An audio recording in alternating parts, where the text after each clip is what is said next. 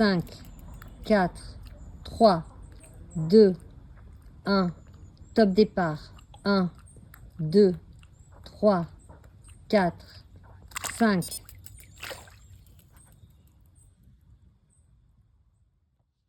Oui, donc je m'appelle Éric Lachiver, je suis né en 58, donc j'ai un peu dépassé les 65 ans. Professionnellement, je suis toujours actif et heureux de l'être encore quelques années, j'espère.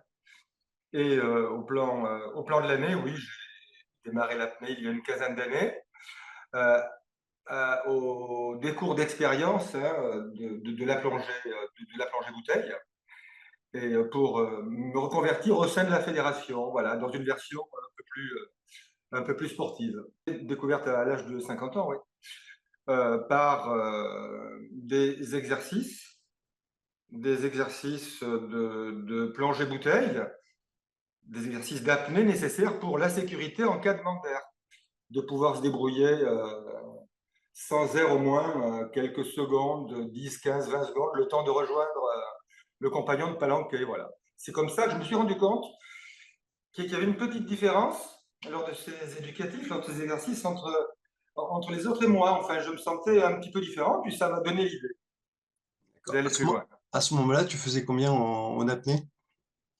Alors, lorsque ben là, je faisais ce qu'on nous demandait, c'est-à-dire ça n'allait jamais très loin.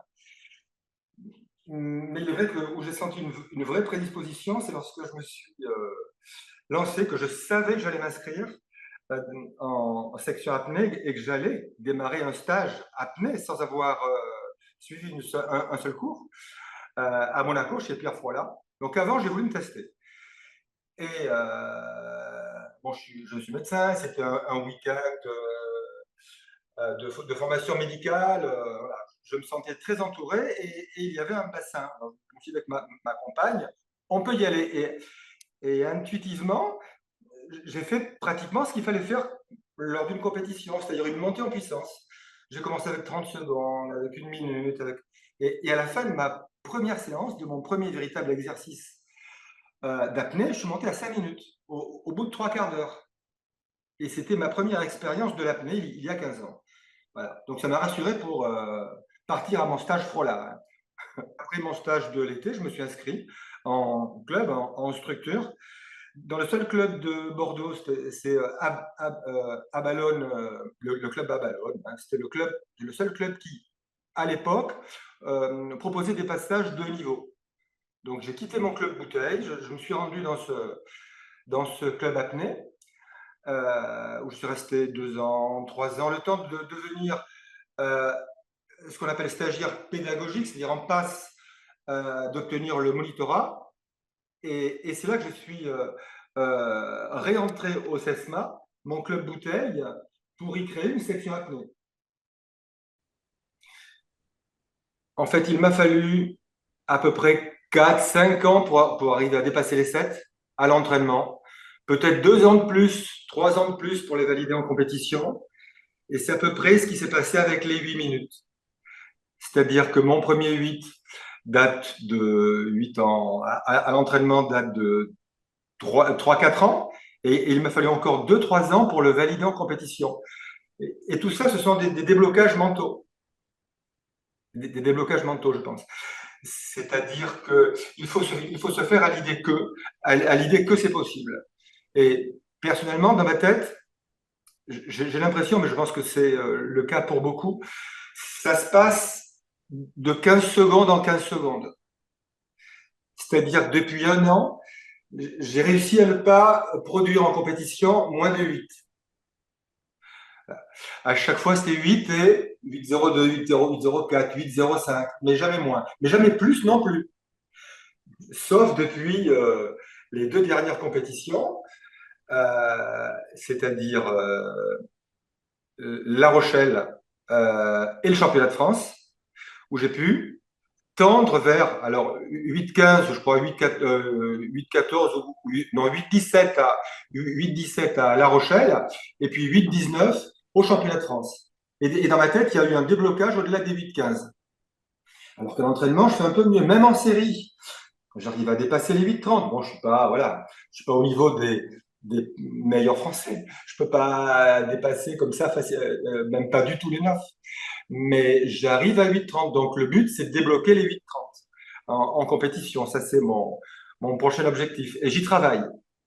Et j'y travaille même en dehors des périodes de compétition. C'est-à-dire que j'ai compris au fil des années qu'il ne fallait pas s'arrêter, qu'il ne fallait pas de vacances sportives ou qui durent trop longtemps.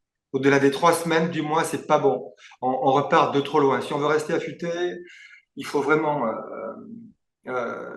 travailler sans cesse et, à mon avis, à répéter des max. Alors, max ou comme on veut les nommer, apnée longue. Mais il faut avoir vraiment cette volonté et puis cette envie de, de pousser souvent. Tu n'as jamais fait de syncope? Non, jamais. Qu'est-ce qui fait qu'à un moment, en fait, tu te dis, là, c'est bon, il faut que je sorte? Justement, je dois pas être très joueur. C'est-à-dire que je j'ai pas l'impression de trop flirter avec les limites. C'est plutôt ma raison qui me fait ne pas aller plus loin. C'est justement la crainte de la bascule vers une syncope. C'est-à-dire il y a des apnéistes qui se sentent très bien justement lorsqu'ils arrivent à leur max et presque trop bien. Euh, Peut-être aussi dirigé par la passion et l'envie de se dépasser et mal contrôlé qui les fait verser dans la syncope. Moi, j'ai le sentiment de m'arrêter avant, mais pour de bonnes raisons, euh, pour conserver mon intégrité au cours de mon max et de ma séance d'apnée. Je n'ai pas envie de me mettre en danger parce que j'ai trop vu de syncope à l'entraînement, en compétition. Et ça, voilà, je touche du bois quand j'en parle. Ça donne pas envie, hein. Ça peut arriver, mais voilà, mais c'est vraiment à éviter. Quels sont les outils que tu utilises pour faire en sorte de pouvoir t'entraîner en dehors du bassin et dans le bassin? Alors, en dehors du bassin, c'est-à-dire que je ne fais quasiment pas d'apnée à sec, D'accord. par goût d'abord, parce que je trouve que c'est douloureux. Je sens vraiment de façon désagréable la tension thoracique. Je ne la vis pas très bien. Je l'ai eu fait, mais c'est vraiment pas ma pratique favorite. Donc, je me débrouille toujours pour trouver euh, des piscines privées là où je me trouve, au public ou privé, que ce soit en France, à l'étranger. Lorsque je voyage, c'est presque, même l'été, pour ne pas qu'il y ait de rupture dans mes entraînements, ça fait presque partie des conditions. Quand je vais à l'hôtel, il faut qu'il y ait un trou d'eau, quoi. Voilà. Donc, c'est ma conjointe, dont je n'ai pas encore parlé, Laurence Faure, Ouais. qui m'accompagne dans mes entraînements et jusqu'aux zones de compétition. Donc, c'est mon coach dans l'eau. Autant Emmanuel Seco prépare mes entraînements, mais Laurence, ma conjointe, me suit sur tous ses parcours. Quant à le sens de ta question sur la, la modification que je pouvais avoir de mon niveau de conscience, euh, c'est en fait penser le moins possible. C'est me mettre dans un état de conscience modifié qui ressemble alors à l'auto-hypnose, à la sophrologie.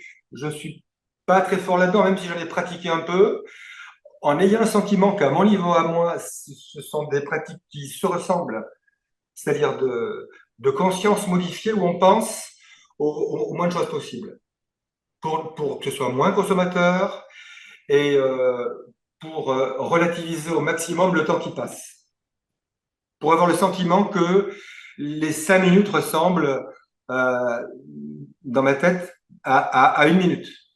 Voilà. Pour ne pas justement trop cogiter durant ce temps d'apnée qui est la phase d'aisance et qui dure chez moi relativement longtemps. C'est-à-dire que je peux arriver jusqu'à 6 minutes sans avoir envie de respirer. La phase de lutte arrivant après les 6 minutes. Voilà. Donc j'ai une phase de lutte qui ne se voit pas beaucoup de l'extérieur, je spasme peu, Et je dirais presque que ça me gêne, parce que est-ce que je pousse assez, est-ce que je bataille assez, ça sera, ça fera partie de mes objectifs à atteindre. Et essayer justement de lutter davantage, de prendre davantage sur moi, quitte à accepter un peu plus de souffrance pour augmenter mes max. Parce que je fais beaucoup d'apnéistes euh, sur une apnée totale, jusqu'à leur max. La phase de lutte euh, est souvent du tiers de l'apnée totale. Chez moi, ça dépasse pas les 15-20%. L'avantage de ne pas créer trop de souffrance. Donc, j'ai jamais de mauvais souvenirs de mes apnées parce que je n'ai pas beaucoup souffert. Mais voilà, mais ça peut s'améliorer. Et on voit effectivement lors du championnat qu'il y avait des personnes qui étaient dans une lutte depuis quelque temps. Et toi, tu es dans le côté où tu sors de ton apnée, tout va bien. Et oui, absolument. Ben, tout va presque bien et presque trop bien. C'est-à-dire que c'est là que je me dis que ces déblocages mentaux, il faut qu'à un moment ils aient lieu si je veux continuer euh, à progresser. Alors toujours pareil, parce qu'on parlera de l'âge. Si je veux continuer à progresser malgré mon âge, ça me fait toujours un peu bizarre d'évoquer ça, parce que je suis le seul quasiment à ce niveau, hein, en toute modestie, hein, dans ma catégorie d'âge. Donc j'ai pas de comparatif, hein. Je me sens un peu seul dans ma catégorie. C'est aussi pour ça que je refuse encore actuellement le classement par âge. Et les catégories master ne me tentent toujours pas. Elles me tenteront un jour, hein, parce il arrivera un moment, un temps où la courbe va s'inverser. Mais c'est pas encore arrivé, alors j'en profite. Justement, ça faisait partie d'une des questions quand j'ai parlé à Roland Perret du fait qu'on Oui. allait échanger. Et il me disait que justement, tu penses que l'âge, ça peut être quelque chose qui peut aider. L'âge a des avantages, je pense, à la fois physique physique enfin, physiologique et psychologique aussi, hein. C'est-à-dire que au plan psychologique, on est davantage, quand on monte en âge, apte à, à l'endurance, à accepter davantage de souffrance dans l'immobilité, ce qui n'est pas forcément ça l'apanage de la jeunesse, je trouve. Et au plan physique, euh, je pense que le cardio, un cardio entraîné peut continuer à s'abaisser, à se maintenir, voire à progresser avec l'âge. C'est-à-dire que lorsque je fais faire des tests, le test basique de Ruffier-Dixon, hein, où on mesure les fréquences cardiaques des patients pour l'obtention d'un certificat sportif, je me rends compte que ce ne sont pas forcément les plus jeunes qui ont les meilleurs scores. Donc les cœurs lents ne sont pas forcément jeunes. Un jeune de 18 ans, 20 ans aura une fréquence cardiaque un peu plus élevée naturellement, il se comportera comme un 2 temps par rapport à un 4 temps ou à un diesel. Et, euh, et c'est des années de pratique cardio, des décennies de pratique cardio qui pourront donner une fréquence cardiaque plus basse qui servira pour notre pratique de la vie. Ma pratique à moi et ma politique, justement pour rester affûté, c'est comme on l'a dit précédemment, c'est de ne jamais m'arrêter.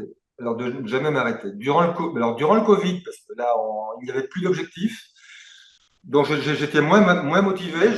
J'ai arrêté de faire des max en apnée parce que justement par manque d'objectifs, donc ça me motivait moins. Bon, j'ai retrouvé rapidement un niveau parce que la motivation était là, mais, mais je pense que c'est pas bien pour les compétitions à venir, même si elles ont lieu dans 5 mois, 6 mois.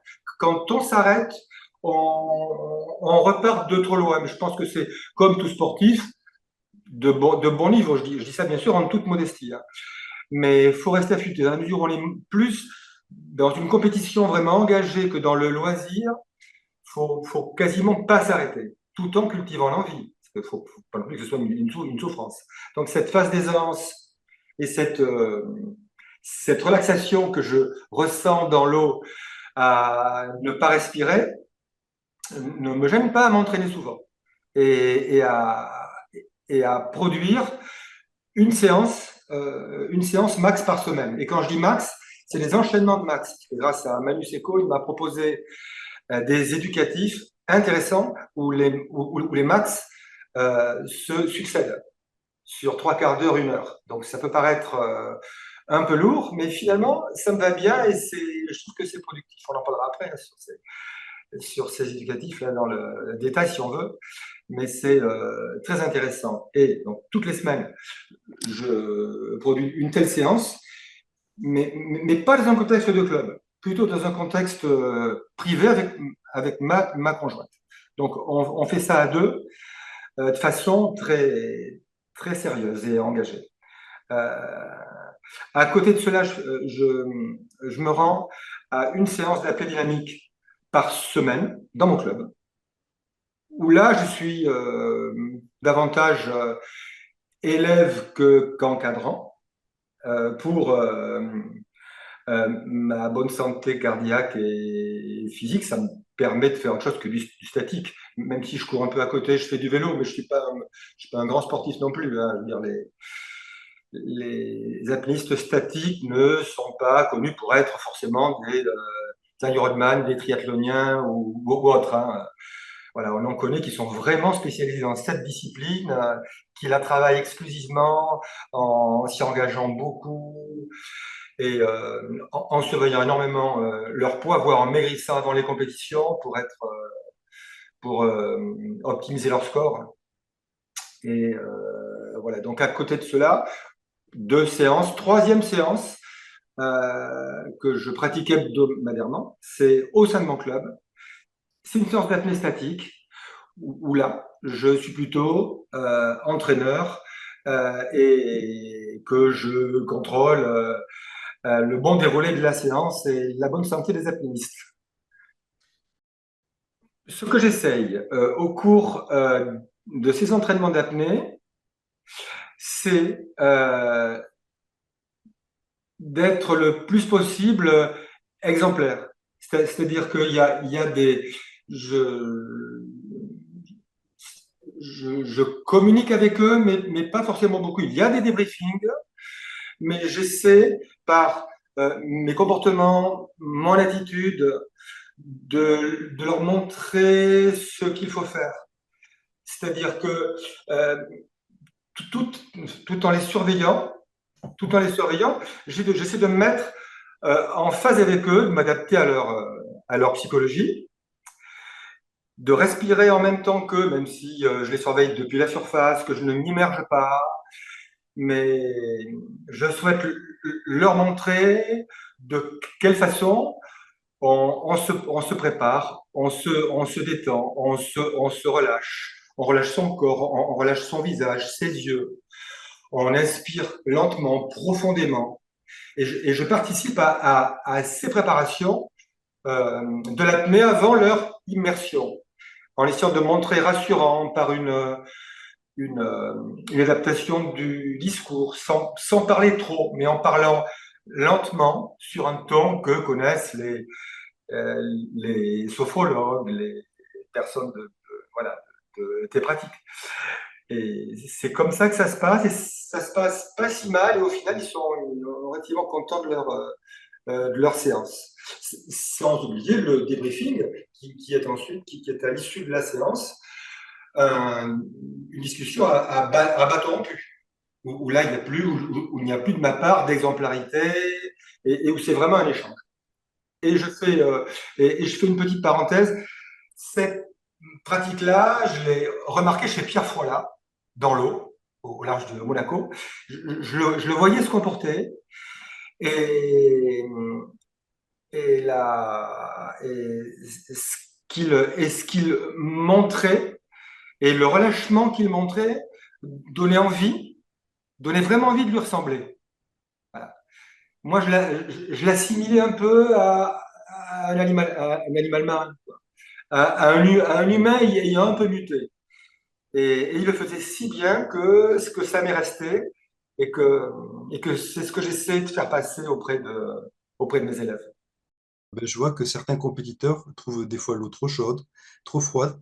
Quelle est la bonne température pour toi et peut-être même pour faire de l'apnée statique? Est-ce qu'il vaut mieux être dans un spa? Euh, Qu'est-ce que tu peux nous dire sur justement la température de l'eau et des entraînements? Si c'est dans un spa et que la température est naturellement à 36, 37, c'est forcément trop. Donc, dans un spa, si c'est son spa, il vaut mieux, si on s'y entraîne, anticiper et baisser la température pour retrouver la température d'un bassin de compétition traditionnel, 28-29. Euh, ce qui pour moi est trop. Ce qui pour moi est trop. J'aime bien les températures basses.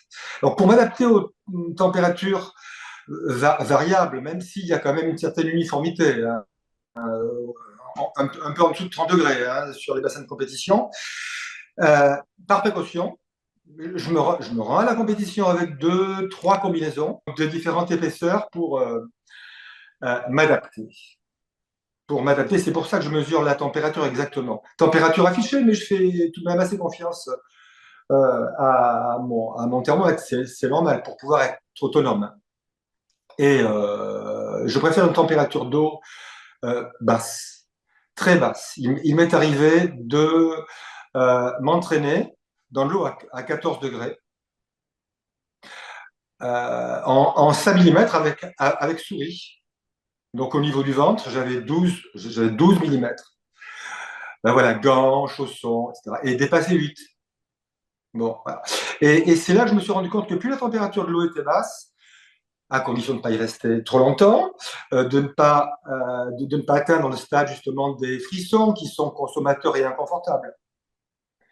Mais je pense que c'est important pour la performance tout court et l'abaissement de la fréquence cardiaque.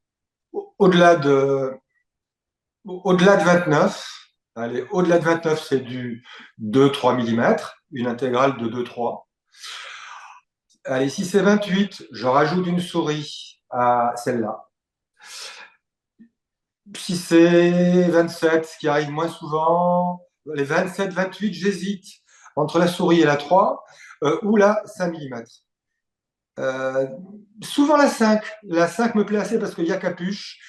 J'ai un masque, je suis quasiment un des seuls à encore utiliser un masque. Mais ça, c'est pour des raisons psychologiques. C'est-à-dire que c'est pour des raisons d'isolement mental. Alors, quand je suis en compétition, quand je fais de l'apnée, j'aime bien être dans mon monde et quasiment disparaître. Organiser ma disparition le temps de l'apnée. Et ça me permet de détacher ma conscience et de tout oublier, puisque c'est l'un de mes objectifs, de penser le moins possible. Et en tout cas, pour moi, effectivement, dans mon interprétation, c'était une manière, un rituel que tu avais mis en place pour faire en sorte de pouvoir t'isoler. Et même dans les temps d'apnée, tu es dans le côté de retarder le plus possible les premiers checks de sécurité pour faire en sorte, je pense, d'être dans ta bulle. Exactement ça. Je retarde au maximum et par exemple au championnat de France, c'est la première fois qu'en France, j'ai annoncé 8. J'étais le seul à annoncer 8 parce que j'avais conscience que le podium serait au-dessus de 8. Donc je me suis dit, si je vais être sur le podium, alors j'y serai pas, j'échoue dans mon objectif hein, et dans ma stratégie. Mais j'allais ensuite dans ce but-là pour justement retarder le plus possible euh, le premier check et pour être tranquille très longtemps. Laurence, donc au niveau communication, pendant ces 8 minutes, à part rectifier ta position, Oui, dans l'eau, elle ne parle pas. si, elle me parle très souvent, mais pas à partir de 4 minutes. Elle commence à m'annoncer des temps, mais des temps faux, des temps modifiés, 4 minutes. pour me tromper, pour me pousser à aller plus loin. Tu as vraiment une déconnexion au niveau du temps. J'ai totalement une déconnexion au niveau du temps. Le temps est relativisé complètement grâce à cette phase d'aisance, à cette modification de l'état de conscience, mais qui devient quasiment automatique, même lors de ma préparation. de l'apnée, à force d'en faire, à force de répétition, c'est un conditionnement. C'est un conditionnement qui s'opère et qui presque maintenant s'impose à moi. Lorsque je me prépare, moi qui suis plutôt vif, dans la vie de tous les jours, ça étonne les gens que je puisse arriver à un tel relâchement. Mais là, je me mets à penser à de moins en moins de choses. Si une pensée vient, je la laisse venir. Comment face d'aisance, je la laisse venir, je la laisse rentrer, je la laisse partir. C'est-à-dire, je ne m'interdis rien, je ne me refuse rien, je ne fais aucun effort au niveau mental. C'est comme ça que ça se passe. Que c'est vraiment ce que je ressens. Et ça devient tout à fait répétitif, naturel. Voilà. C'est une lenteur qui s'installe. Et presque, il m'arrive de m'endormir, de quasiment m'endormir avant une perf. Voilà, même si je dors mal la nuit suivante, hein, sur le bord du bassin, quelquefois, c'est arrivé que Laurence me réveille lorsqu'il y a une épreuve, une échéance importante, mais j'ai un tel relâchement que ça me permet ça. Et de ton côté, justement, comment t'es arrivé à apprendre à lâcher prise? Je pense que l'apnée est innée. Hein. Enfin, il y a, je veux dire, des différences très importantes entre les gens, que ce soit au niveau physique ou psychologique, on n'est pas tous pareils. On n'est pas tous formatés pour les mêmes activités intellectuelles et physiques. Hein. On ne part pas tous du même niveau. Euh, Autrement, c'est vraiment la force de la répétition qui m'a amené à de telles sensations. Enfin, c'est totalement pavlovien, je pense. Mais d'une façon générale, à mon niveau et au niveau des autres. Je l'avais entendu dire. Thierry Dupont, il y a 14-15 ans,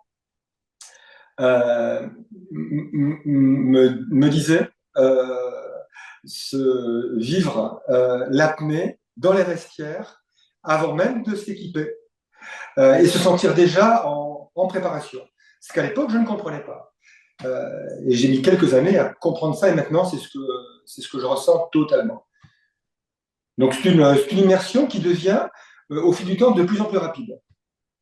Et le but, que ce soit en apnée mer, bon, je suis beaucoup moins bon, etc., mais ce sont les mêmes sensations. C'est-à-dire de trouver une déconnexion rapide. Au niveau de ton rythme cardiaque, tu sais jusqu'à combien tu descends en phase d'apnée comme ça? Ouais, alors, en apnée statique, je ne l'ai pas fait récemment. Ouais, 45-50, quand je suis dans les 6-7 minutes, je m'étais mesuré. Pas jusqu'à 8 minutes. Parce que c'était un saturomètre à sec extérieur, donc je n'étais pas très confortablement installé. Donc on avait fait des mesures avec Laurence, ma coach et conjointe. Et on avait noté les mesures toutes les minutes, fréquence cardiaque et ça, pour voir de combien cela diminuait entre 1 minute et 6 minutes. On n'était pas allé au-delà. Mais je n'avais pas été impressionné par la baisse de fréquence cardiaque.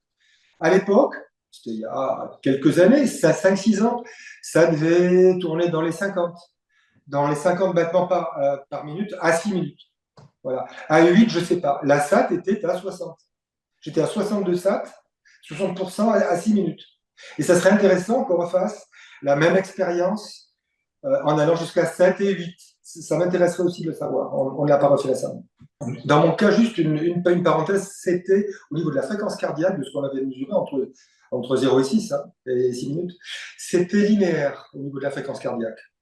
Je passais de 60 à 50, donc rien d'extraordinaire. Et au niveau de la saturation, très intéressant de voir que je restais quasiment à 98% les 2 premières minutes, et que ça diminuait de façon linéaire jusqu'à 6 minutes. Est-ce que tu as des ouvrages qui t'ont aidé dans ta pratique?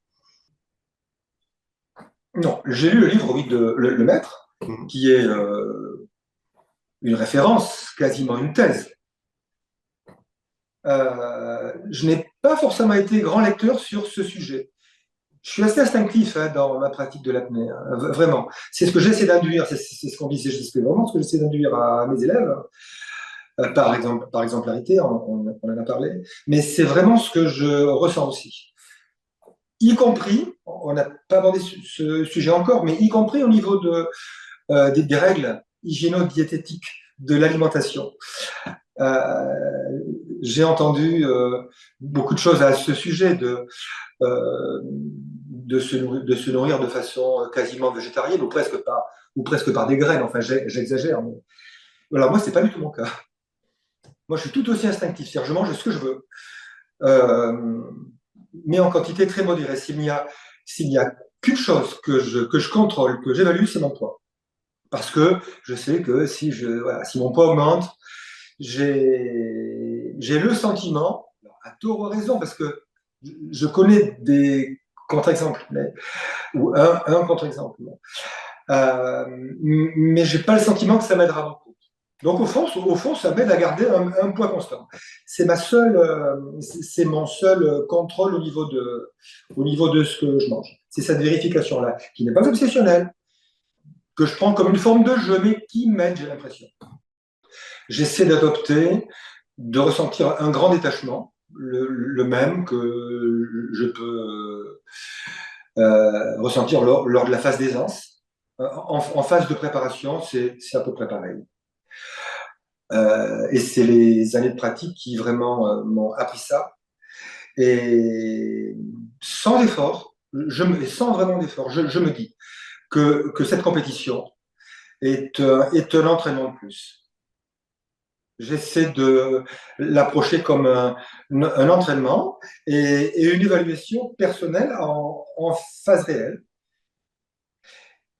Et étant donné que les compétitions sont mes objectifs, sont mes moteurs, sont mes envies, donc je ne les vis pas comme des contraintes. Je les attends. Et lorsque elles n'arrivent pas, elles ne viennent pas, comme ça va être le cas jusqu'au mois de novembre, ces événements me manquent. Je continue à m'entraîner, mais c'est vrai que ça me manque. Donc, à cause de ça, je n'ai pas de stress. Et mon isolement au cours de la phase d'apnée m'aide à ça. Je sais que je vais être en dehors du monde. Et ça m'aidera beaucoup. Et ça m'enlèvera le stress à la fois de la préparation et de l'épreuve. Est-ce que tu as des conseils à donner justement à Servan ou à d'autres personnes pour apprendre à gérer le stress? Oui. Ce conseil, c'est participer au maximum de compétitions possibles pour les banaliser. Voilà. Et, et puis relativiser ces moments-là par rapport à tous les événements de la vie qu'on peut rencontrer. C'est-à-dire que là, c'est forcément, ça doit être un bon moment par rapport à bien d'autres choses qu'on ne maîtrise pas, qu'on ne contrôle pas. Et je veux faire une parenthèse, j'ai beaucoup de respect pour Servan, pour le parcours de Servan, ses sourires, sa motivation, son envie. Le message sera passé, du coup. Oui. Je vous remercie.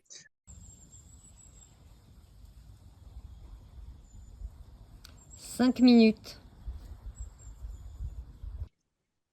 Oui, pour faire les choses très simplement, parce que j'essaie de montrer surtout par exemplarité, comme on l'avait dit, sans forcément trop de discours initial. Mais c'est travailler beaucoup le relâchement par la ventilation. Relâcher son CO2, prendre beaucoup d'oxygène par une ventilation de qualité, une ventilation lente, ample, expiratoire, plus longue qu'inspiratoire, pour abaisser le rythme cardiaque. Et en fonction des personnalités, plus ou moins bien ventilées fortement. On parle évidemment jamais d'hyperventilation, bien sûr, mais je montre un peu plus on va dire, de ventilation engagée, c'est-à-dire un peu plus forcée, qui relâchera un peu plus de CO2, qui abaissera la pression partielle de CO2 chez des apnéistes dont je sais qu'ils ne syncoperont pas facilement. C'est-à-dire qu'il y a des profils à la syncope. On n'est pas tous pareils par rapport à ça. Des profils physiques et psychologiques. C'est quasiment comme une crise d'épilepsie, la syncope. C'est-à-dire que il y a un seuil que certains atteindront physiquement plus facilement que d'autres. Et psychologiquement aussi. Il y a des personnalités passionnées qui, sur des sports qui ne seront pas des sports d'hypoxie, des sports aériens, enfin je ne sais pas comment on dit, enfin qui se pratiquent par une respiration normale, qui ne seront pas dangereux. Qui ne seront pas dangereux parce qu'on ne pourra pas se mettre en danger grave en courant trop vite sur un marathon, etc. Alors que par contre, on pourra connaître, si on se connaît mal, une syncope en apnée, par excès, par excès de passion et de volonté d'aller trop loin, de bien faire et d'augmenter ses performances. Donc à ces gens qui se contrôlent bien, qui sont vraiment à l'écoute d'eux-mêmes, je montrerai une ventilation un peu plus engagée parce que je les saurai peut-être plus à l'écoute de leur corps. Qu'est-ce que je vous propose comme exo pour travailler le CO2, la tolérance au CO2? Oui, on la connaît tous, c'est-à-dire des séries en récupération courte. Alors, par exemple, en apnée statique, pour travailler ça, tout en travaillant, là c'est un mix entre l'hypoxie et l'hypercapnie, c'est de faire des séries comme je pratique en ce moment, euh, succéder des max, des apnées longues, succéder des apnées longues, les plus longues possibles, tout en restant à l'écoute de soi, en ayant des récupérations équivalentes à la moitié de l'apnée précédente. C'est-à-dire que, par exemple, si un apnéiste fait 6, il récupérera 3. Et puis, il essaiera de faire 6, 15 à la suivante. Voilà. Et il récupérera à 3 minutes, 7 secondes et quelques, etc. Et ça me paraît un très bon exercice pour progresser et améliorer ses apnées comme ça, en appliquant cette pratique-là au cours de plusieurs max sur un espace de 45 minutes. J'ai pu quasiment flirter avec mes max à l'entraînement à la troisième, à la quatrième apnée, c'est-à-dire arriver à 8,30, quoi. C'est étonnant, alors que je poussais depuis une demi-heure à 40 minutes. Comme quoi, ça, c'est pas si mal. Et ça, c'est sur une idée d'Emmanuel Seco. Bien documenté. J'aime bien de temps en temps proposer de travailler en simulation, c'est-à-dire que pour faire en sorte qu'à un moment, on puisse se préparer un timing de 4 minutes ou de 5 minutes, d'autoriser l'apniste à faire une ventilation. Et petit à petit, même elle peut être à mi-parcours, puis après la diminuer dans le temps, pour faire en sorte qu'à un moment, en tout cas, il y a ce côté, en tout cas, c'est mon interprétation par rapport à ça, ça représente quoi en temps, 4 minutes, 5 minutes d'apnée, avec ce côté où des fois, il peut y avoir un blocage sur le fait, ouais, mais ça fait 4 minutes que je ne respire pas, donc et le fait de s'accorder un moment de ventilation permet effectivement de se mettre en sécurité et de voir ce que ça donne par rapport à ça. Qu'est-ce que tu en penses En tout cas, on le voit même dans le côté dynamique, hein, les distances avec une respiration pour travailler la simulation sur un peu plus. En statique, tu l'as déjà fait à certains élèves, tu l'as déjà proposé? Oui, absolument. Oui, absolument. Et ça permet virtuellement d'atteindre, de dépasser, d'avoir le sentiment de dépasser ses max. Donc, dans sa tête, de permettre dans sa tête de s'apprêter à dépasser à repousser ses limites. Donc on a déjà pratiqué ça, de faire une ventilation, une reprise d'air à 80-90% ou à un temps donné en fonction de ce qu'on sait de l'élève, de son apnée longue. Ça fait déjà. Également, ce qui est intéressant aussi comme exercice, je trouve, est très ludique. Et dans la répétition, ça peut permettre à l'élève de situer sa progression. c'est de proposer une apnée de 20 minutes. Une apnée de 20 minutes. Et durant ces 20 minutes, l'élève apnéiste ou l'apnéiste confirmé ventilera le moins longtemps possible. Et on mesurera pour lui, c'est encore mieux, ou il mesure, mais on mesurera pour lui son temps de ventilation. Donc il soufflera dans l'eau, puisque le chronomètre ne sera déclenché que lorsqu'il inspirera, donc que lorsqu'il sortira sa tête de l'eau. Il prendra une inspiration et il se réimmergera. Le tout sur une durée de 20 minutes. Et on peut arriver à quelques secondes ou dizaines de secondes de reprise d'air mesurée. Ça, c'est très intéressant à donner comme information à l'apnéiste pour lui permettre aussi d'avoir un petit enjeu pour la répétition de cet exercice. C'est très intéressant, je trouve. Les exercices pour ce qu'on appelle expiration passive. Expiration passive, ces exercices-là, je les pratique systématiquement en début d'entraînement à titre personnel et avant un match lors d'une compétition. Je commence toujours par mes quelques minutes, mais alors je m'accorde 5 minutes.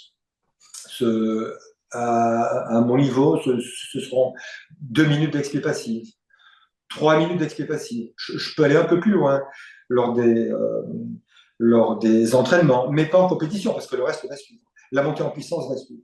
Mais ça me paraît bien nécessaire pour le relâchement du corps, l'abaissement de la fréquence cardiaque et le repos de l'esprit. J'essaie d'avoir ou de faire connaître chez les élèves un relâchement beaucoup plus global, en les regardant, en faisant passer un message, en essayant vis-à-vis d'eux d'avoir cette influence-là par le regard, par mes attitudes. Ça se passe beaucoup plus comme ça, de façon instinctive. Oui, ce sont des choses que l'on pratique, oui, assez régulièrement et de deux façons. D'une façon souple, douce, où le binôme à tour de rôle exerce des mobilisations douces, ondulatoires à la surface de l'eau, et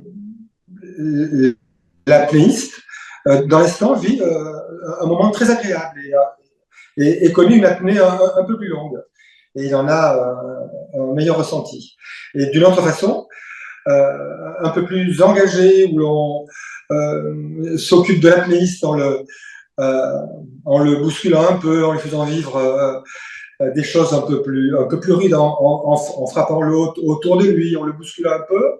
Ça, c'est davantage pour l'apprêter à vivre toutes les situations en compétition ou à l'entraînement qui peuvent être dues à des événements extérieurs et plus contraignants. À titre très personnel, je pratique du stretching depuis 2 ans de façon hebdomadaire, par complément, parce que voilà, ça m'est nécessaire et que je pars de plus loin au vu de mon âge. Et je pratique aussi beaucoup de cardio, autant que je le peux et que me permet mon travail, à savoir la course à pied, le vélo elliptique, lorsque je n'ai pas le temps de quitter mon domicile. Et tout ça me fait beaucoup de bien. Donc c'est du stretching tout à fait global, qui me fait du bien à toutes les articulations. Et à titre personnel, il m'arrive, bien sûr, de le pratiquer au niveau thoracique, plus spécifiquement. Mais je me tiens à cette pratique collective que je ne veux pas quitter. Tu connais ton volume pulmonaire max? Je le connaissais, je l'ai testé à mes débuts de l'apnée, il y a 14-15 ans. C'est étonnant, mais ça remonte à longtemps. Je suis allé voir un camarade spécialiste qui m'a mesuré à 6,5 litres et demi. Et je commençais à la pratique de la carpe déjà, il y a 14-15 ans. Et en 15-20 secondes, je gagnais 1,5 litre. Donc c'était mes débuts, je passais à 8 litres. Actuellement, je ne sais plus. Donc tu pratiques notamment la carpe pour ton apnée statique? Oui. Et petit à petit, je fais très attention à cette pratique parce que je la sais dangereuse. Donc, au fil des mois, même des années, j'ai augmenté mon temps de carpe. Mais je gagne 8-10 secondes par an, pratiquement, pour arriver actuellement pratiquement à 30 secondes. Voilà. Mais il m'a fallu beaucoup de temps par prudence. En fait, je les ressens très peu. Elles se voient très peu, je les ressens très peu. Elles, elles, elles ne sont pas, elles ne sont pas très contraignantes, mais elles existent. Euh, Elles sont lentement croissantes. J'essaie de jouer avec, de surfer dessus comme le surfeur sur une vague. Voilà. Parce que je sais qu'elles doivent arriver. Donc autant faire avec et s'en accommoder. Euh, mais effectivement, j'aimerais pouvoir lutter davantage, les accepter davantage, travailler cette phase de lutte. Et, mais ça demande effectivement des efforts qui sont améliorés. Mais, mais je n'en garde pas, malgré tout, de mauvais souvenirs, parce que c'est une phase de lutte, malgré tout, assez légère, que j'essaierai de prolonger. Et c'est pas vraiment ça qui me fait arrêter l'apnée. L'apnée qui me fait sortir de l'eau. Je n'ai pas, comme certains apnéistes, d'état de bien-être surprenant en fin d'apnée, et dangereux aussi. C'est vraiment euh, une lente progression vers l'hypercapnée et la soif d'air qui me fait rompre l'apnée et sortir la tête de l'eau. C'est vraiment ça. Donc c'est progressif. Et comme c'est progressif aussi, je me dis que je me mets moins en danger lorsque je pousse mes apnées. Mon exemple type de préparation, lorsqu'on a la chance d'avoir 45 minutes dans l'eau, parce que des fois on a 30, donc je fais les premières 15 minutes à sec. J'aime pas trop, mais je m'en accommode. Hein. C'est la même chose pour tous, c'est le principe de la compétition, c'est normal. Mais je fais mes 2-3 minutes d'expi passive, et là je m'accorde 3-4 minutes. C'est Laurence qui décide de ça, mais c'est 4 minutes, on va dire. Ensuite, ça c'est 4 minutes de récréation. Ensuite, je fais 4 minutes poumon plein, en carpant, pour aussi entraîner mes alvéoles, ma capacité respiratoire. Après ces 4 minutes, j'ai 3 minutes de récup. Après, je passe à 5,30. Là, j'ai 4 minutes de récup. Après, je passe à 7, ce qui est récent. J'étais à 6,30. Maintenant, je me dis si je peux aller à 7. Et maintenant, je vais à 7. Et il me reste entre 4 et 4,30 et le plus souvent 4 minutes avant de faire le max. Et c'est comme ça que, en ce moment, ça me réussit mieux. D'accord. Donc, en fait, tu es sur des apnées progressives avec un temps de récup de 4 minutes. C'est ça. C'est ça. Lorsque l'apnée est poussée. C'est ce qu'il me faut pour profiter de l'échauffement précédent. Par rapport à ça, qu'est-ce que tu aimerais mettre en place dans les mois à venir pour faire en sorte de pouvoir atteindre les 9 minutes, par exemple, ou plus en apnée? Bien sûr. Donc, ce serait de continuer, de ne jamais lâcher sur les entraînements euh, et et d'avoir et de pousser davantage mes apnées en ayant un réel déblocage mental, comme on l'a dit, 15 minutes par 15 minutes. C'est-à-dire d'accepter de me sentir bien et de dépasser ces 8 minutes 30 que j'ai encore atteint récemment avec relativement de facilité en série. Ce serait ça. Ce seraient mes objectifs prochains. Je voudrais juste mettre l'accent sur donc Emmanuel Seco et ma compagne Laurence Faure, et ce sont mes deux coachs qui se complètent très bien. Et Emmanuel Seco, je ne le connais que lors des entraînements club.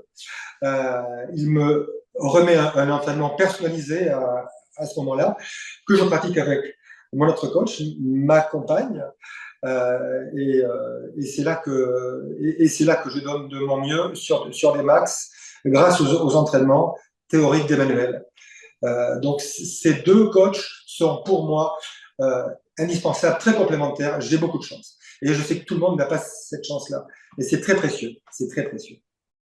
Merci pour en tout cas cet échange. Merci à Servan pour les questions qui ont été posées. Et puis, au plaisir de se revoir lors d'une prochaine compétition. Je ne sais pas si ça sera sur Oléron ou ailleurs.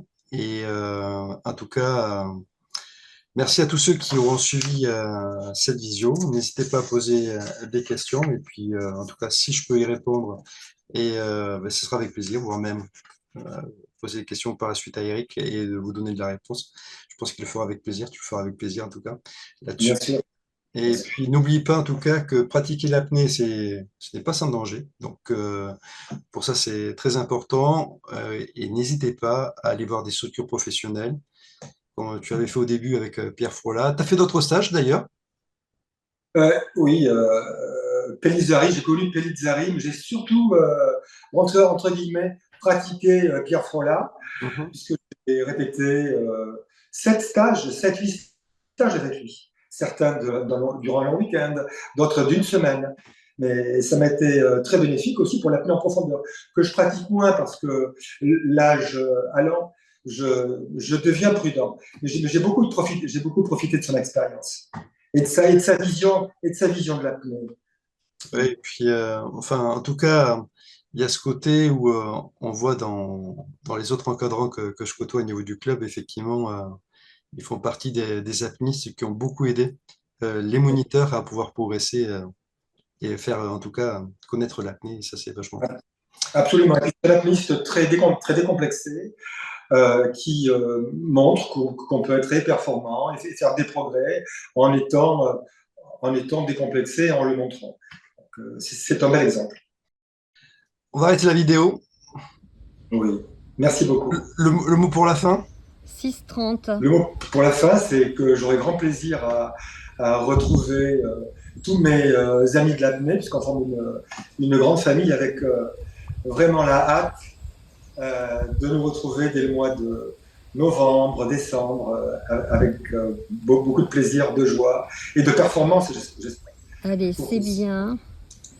Tu es à 8h15. Allez, tu te décontractes, c'est très très bien. Tiens encore un peu. Allez, tiens encore un peu. Tu es à 8h20. Tu vas arriver, allez, tu vas arriver à 8h30 bien tranquillement. C'est bien, c'est bien, c'est très bien. Allez, tu es à 8h35.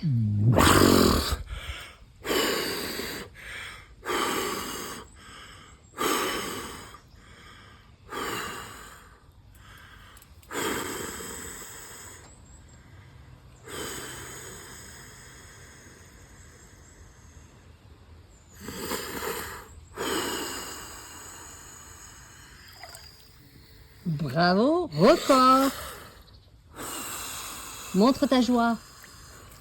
Montre ta joie.